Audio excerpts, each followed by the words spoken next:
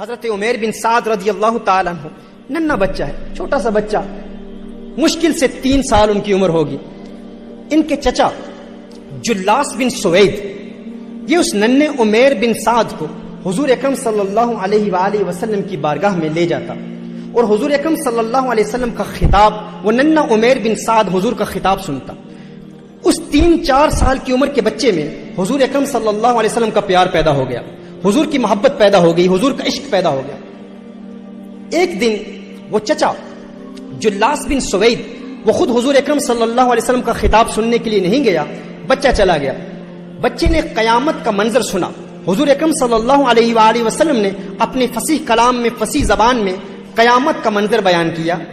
بچہ حضور اکرم صلی اللہ علیہ وسلم کا آواز سننے کے بعد جب گھر آتا ہے تو خوشی کے مارے فوراً اپنے چچا سے ملاقات کرتا ہے اور چچا سے کہتا ہے میرے چچا جلاس بن سوید، آج آپ محروم رہ گئے، آج حضور اکرم صلی اللہ علیہ وسلم نے قیامت کا ایسا خوبصورت منظر بیان کیا ہے کہ قیامت کا سارا منظر میری نگاہوں کے سامنے ہے۔ اب اس کا یہ چچا جلاس بن سوید یہ ازلی بدبخت تھا، یہ منافق تھا، اس کے دل میں نفاق تھا، لیکن یہ اپنے بھتیجے کو حضور اکرم صلی اللہ علیہ وسلم کی بارگاہ میں اکثر لے جایا کرتا تھا۔ بچے نے کہا کہ ہے میرے چچا، آج حضور اکرم صلی اللہ علیہ وسلم نے ایسا خوبصورت خطاب کیا، آج آپ اس سے محروم ہو گئے۔ اس بدبخت چچا جلاس بن سوید نے کہا اگر محمد سچے ہیں تو ہم گدھوں سے بھی گئے گزرے ہیں، اگر محمد سچے ہیں تو ہم گدھوں سے بھی گئے گزرے ہیں۔ وہ حیران ہو گیا کہ میرے اس بھتیجے کے دل میں حضور اکرم صلی اللہ علیہ وسلم کا اتنا پیار کیسے پیدا ہو گیا؟ تو اس نے جواباً یہ کہا اب اس بھتیجے کا واقعہ سنیں اور دعا کریں کہ اللہ عز و جل ہماری اولادوں کو بھی ایسی وفا دے دے، اللہ ہماری اولاد کو بھی یوں ہی وفادار بنائے حضور اکرم صلی اللہ علیہ وسلم کا۔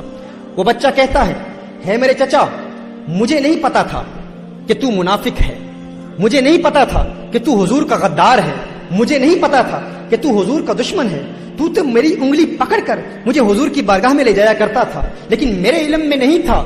اب دیکھیں یہ وہ بچہ ہے جس نے ابھی کلام کرنا سیکھا ہے، ابھی گفتگو کرنا سیکھا ہے، لیکن حضور اکرم صلی اللہ علیہ وسلم کی محافل کی برکت دیکھیں کہ اس کی زبان میں کیسی فصاحت جاری ہو گئی ہے میرے چچا، تو ازلی بدبخت ہے، تو منافق ہے، اور مجھے نہیں پتا تھا کہ تو حضور اکرم صلی اللہ علیہ وسلم کا دشمن ہے۔ میں تو حضور کی محبت میں تیرے ساتھ حضور کی محفل میں جاتا تھا۔ اب میرے پاس 2 ہی راستے ہیں، ایک راستہ یہ ہے کہ میں حضور کو اطلاع نہ دوں، خاموش ہو جاؤں اور حضور کو کچھ نہ بتاؤں، اور دوسرا یہ ہے کہ میں حضور سے وفاؤں کا اظہار کرتے ہوئے حضور کی بارگاہ میں حاضر ہو کر حضور کو بتا دوں کہ تو منافق ہے۔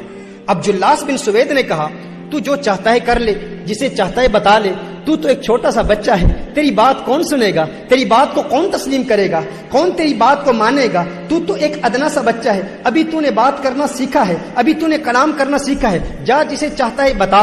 وہ بچہ جاتا ہے، حضور اکرم صلی اللہ علیہ وسلم کی بارگاہ میں حاضر ہوتا ہے اور عرض کرتا ہے یا رسول اللہ صلی اللہ علیہ وسلم۔ اب ذرا تخیل باندھنے کی کوشش کریں، چشمے تصور سے اس منظر کو دیکھنے کی کوشش کریں۔ وہ بچہ حضور اکرم صلی اللہ علیہ وسلم کی بارگاہ میں حاضر ہو کر عرض کرتا ہے یا رسول اللہ صلی اللہ علیہ وسلم، آقا میں اپنے چچا سے بیزار ہوں، میں اپنے چچا سے بیزاری کا اعلان کرتا ہوں۔ حضور اکرم صلی اللہ علیہ وسلم نے ارشاد فرمایا ہے عمیر بن سعد کیا بات ہے ننھے کیا بات ہے، کیوں بیزاری کا اعلان کرتا ہے؟ اس نے کہا یا رسول اللہ صلی اللہ علیہ وسلم، میں اپنے چچا کے پاس گیا اور بڑی خوشی سے چچا سے کہا کہ آج حضور کا خطاب اتنا خوبصورت تھا، لیکن میرے چچا نے جواباً کہا کہ اگر محمد سچ کہتے ہیں تو ہم گدھوں سے بھی بدتر ہیں، وہ تو آپ کا گستاخ ہے۔ حضور اکرم صلی اللہ علیہ وسلم نے فوراً صحابہ کرام علیہم رضوان کو بلایا اور صحابہ کرام علیہم رضوان کو بلا کر میرے آقا صلی اللہ علیہ وآلہ وسلم نے ارشاد فرمایا ہے صحابہ تمہارا کیا مشورہ ہے، تم کیا مشورہ دیتے ہو؟ اور مشورہ کرنا یہ میرے آقا صلی اللہ علیہ وآلہ وسلم کی سنت ہے۔ حضور نے فرمایا ہے صحابہ تم مشورہ دو،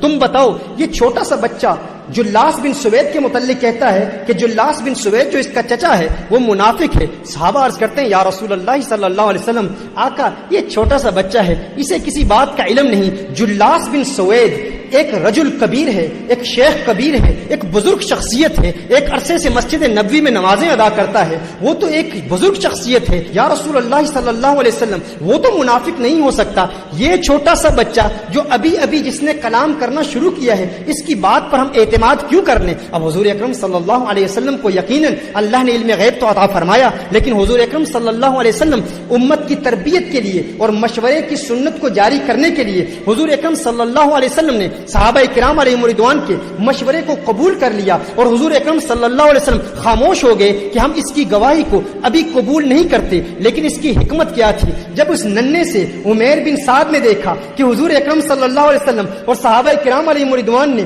میری بات کو سنا نہیں، تو میرے احبا غور کریں اور دل سے دعا کریں، دل سے دعا کریں، دل سے اللہ کی بارگاہ میں التجا کریں کہ اللہ ہماری اولاد کو بھی ایسی وفا دے دے. اس بچے نے اپنا دامن، اپنی جولی کو اللہ کی بارگاہ میں یوں پھیلا دیا اور آسمان کی طرف دیکھتا ہے. وہ بچہ آسمان کی طرف دیکھتا ہے، یوں جولی پھیلا کر آسمان کی طرف دیکھتا ہے. آسمان کی طرف دیکھ کر کہتا ہے اللہ اگر میں سچا ہوں تو آج میری سچائی ثابت کر دے، آج تو میری سچائی کی تصدیق کر دے، اور ہے اللہ اگر میں جھوٹا ہوں تو آج تو میری تکذیب کر دے، آج تو بیان فرما دے. محترم احبہ دعا کریں اللہ ہماری اولادوں کو بھی ایسی وفا دے دے، ایسا پیار دے دے. اس بچے کی زبان سے یہ کلمات ابھی جاری ہی ہوئے. پاک زبان سے جب کلمات جاری ہوتے ہیں، بچے جب دعا کرتے ہیں تو تیری دعا نہ اثر سے کبھی ملول ہوئی، ادھر زبان سے نکلی ادھر قبول ہوئی. غالب بھی ہیں اقبال بھی ہیں، دونوں شاعروں کا امتزاج آپ میں ہے.